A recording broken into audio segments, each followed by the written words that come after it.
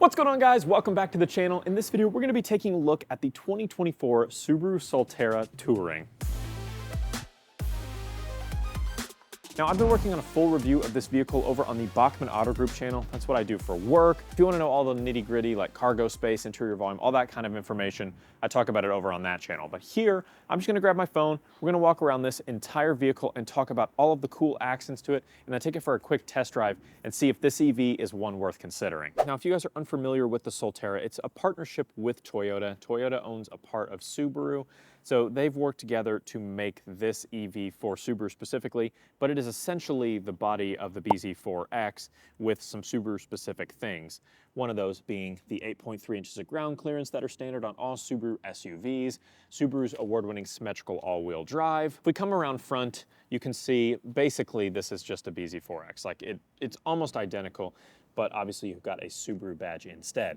You do have a front-facing camera that works with your 360-degree camera system, ultrasonic sensors, which we don't get in all EVs, LED fog lights down here. You've got these really neat multi-beam headlights here, which look really nice. Now, one thing you don't have on the Solterra that you have on a lot of other EVs you can probably see here is a frunk. This basically looks like an engine bay you'd see on any other car. All your electronics, all your fluids and everything are down here. Now the Solterra here is powered by a 72.8 kilowatt hour battery pack that sits at the floor, and that battery pack powers two motors, one in the front and one in the back. They combine for 215 horsepower, 249 pound-feet of torque. Now you may think to yourself, those numbers are pretty low. 215 horsepower in a vehicle that's this size, and this is the only option on a dual motor? That seems really low, and you'd be right, it is. And you know what else is low? The range. You're only gonna get about 222 miles of range on this Touring Solterra. If you go down to the premium, you'll get an extra 5 miles of range, but really, in my opinion, that's not worth it for dropping down. Now, it's sitting on these 20-inch aluminum alloy wheels.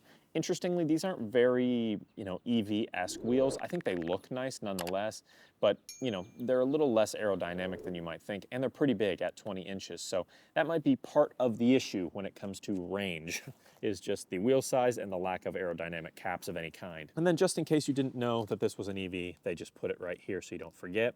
You can open this up, and this is going to give you access to your charge ports. Now, I mentioned some of the numbers being a little bit low as far as power and range. The same is true when it comes to charging. This onboard charger, the AC charger, is only capable of 6.6 kilowatts of AC charging. Now, if you want to do DC fast charging, you can, but you have a max pull of 100 kilowatts, which again, seems really low to me. But Subaru does claim that you can charge from 10 to 80% in 35 minutes, so those aren't terrible numbers.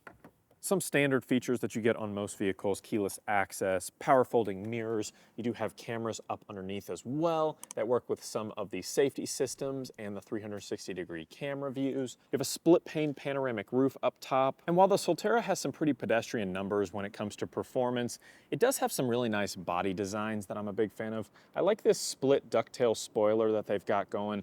I really like the design of the taillights here with these little accents. They're pretty sculpted. The back end, I think, is pretty attractive, and I do think the front end looks nice as well, with just how pointy that nose is there. I could do without the cladding, I think, but I get why they do it. They want you to be able to take it off-road if you want to. I wouldn't, but you can. Subaru loves to have badges all over their vehicles. It cracks me up. You do have a power lift gate, and back here you can get access to 30 cubic feet of cargo space, which is nice. This is a dual voltage charger here. The ID4 has one, and the Bolt has the dual level charging cable, so you just get little, interchangeable heads basically for this J1772 charger and block.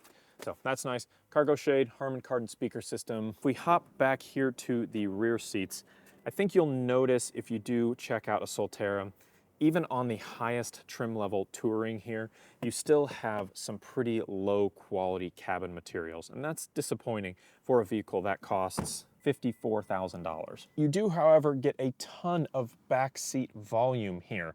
Absolutely incredible leg room back here. This seat's way far up. The seats arc back, which is nice.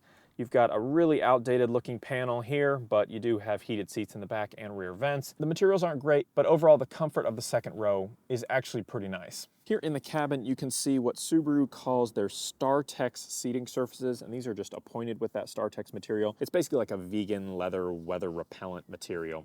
Perforations down the center, some accent stitching. You have 10-way power seats for driver, 8-way for passenger. But here inside the cabin, the first thing you're probably gonna notice is this hilariously designed steering wheel. This is, I think, pretty reminiscent to the Cybertruck steering wheel. But you've got a flat bottom and a flat top on this steering wheel, and it kind of segments over with these harsh points. It actually is pretty nice to use. Although it doesn't look the best, I actually prefer this look over the steering wheel that they had previous in the Solterra last year. And the main reason is when it rounded all the way to the top, it would block this driver information display, and there was no way to adjust it to where it wouldn't block. So now with the flat bottom, you can actually drop the steering wheel all the way down, and that way it doesn't block your view of the information center at all, which is great. But outside of this funny steering wheel, you've got a 12.3-inch driver information display.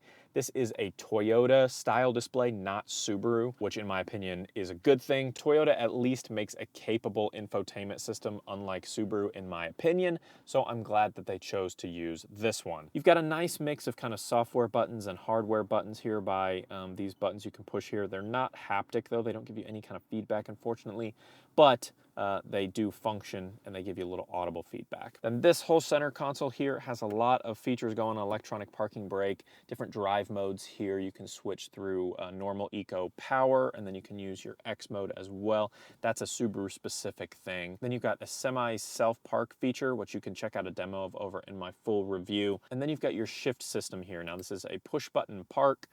You push and twist for reverse, push and twist for drive, and then push one time for neutral. You can push again for park.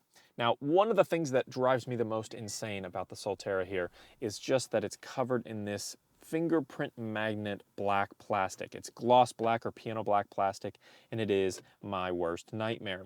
You do have a Qi-enabled wireless charging pad in here behind this little tray, and then some nice storage up underneath as well with some additional charging ports and a 12-volt outlet. Now, as far as the cabin materials go, this is the highest trim, as I mentioned, and they still don't even give you anything but kind of a scratchy textile fabric material. Somewhat akin to what I have in my Model 3, but it feels way worse. So, you know, not the best, and this is the top trim level. So no Alcantara, no leather, just scratchy fabric. Not the best. Up top, you do have a smart rearview mirror camera, which is always an appreciated feature there. And then we can push this to open that dual pane panoramic roof. All right, let's take the Solterra for a little test drive. Nothing crazy, nothing too extensive. Just give you all some of my first thoughts after driving this around for a little bit. Put it in power mode here and give it a little juice. Nice. I like that. So it's not instantaneous, right? The second you put the pedal to the floor, it goes. There's like a little bit of a delay, but then it just punches. Plenty of punch for that 215 horsepower, actually pretty surprising amount of punch for 215 horsepower. I've driven it a little bit. You don't have any issues on the highway, no passing problems, nothing. It absolutely goes. I just recently reviewed the 2024 Blazer LT trim, so the lower trim level, but it still had all-wheel drive dual motor, and it had 280 something horsepower, nowhere near the punch that the Solterra has, so that's pretty impressive. There's just traffic everywhere. The PGA is in town this week and it started, and so just there's people everywhere. But let's try out that adaptive cruise control with the lane tracing, is what Subaru calls it. So go ahead and just set it. And you'll notice here that, you know, it's not really a hands-free feature. It'll watch your face with this, but it will take you around decent curves. It's similar to something like autopilot on a Tesla, where it will take you slightly around the curves. Overall, there's some weird quirks here and there, right? The way that the whole, you know, console area looks up here, I'm not a big fan of. Some of the materials in the cabin, I'm not a big fan of, but I like the overall look for sure. I like the technology. I think this is a nice system. This 12.3-inch display, it looks really sharp, works really fluidly, much better than Subaru's system, so I'm glad that they went with Toyota there. For the most part, I really enjoy driving the Solterra. I don't love the price tag. $54,000 before the tax incentive, you know, $7,500 off of that. The pro is that you can get some pretty good deals on this thing. because they're not doing so well in selling it. I think the driving experience is actually pretty fun. I think the technology is pretty good. I just think there's some weird quirks that kind of take it out of the running for me. I think that the Solterra would be a much more competitive option if it won in any specific category, and it just doesn't. It's middle of the pack, if not bottom of the barrel, in almost every single major category, right? You can get larger displays on other vehicles. You can get better driver assistance systems on other vehicles. And I'm not just talking Tesla, I'm talking tons of other manufacturers.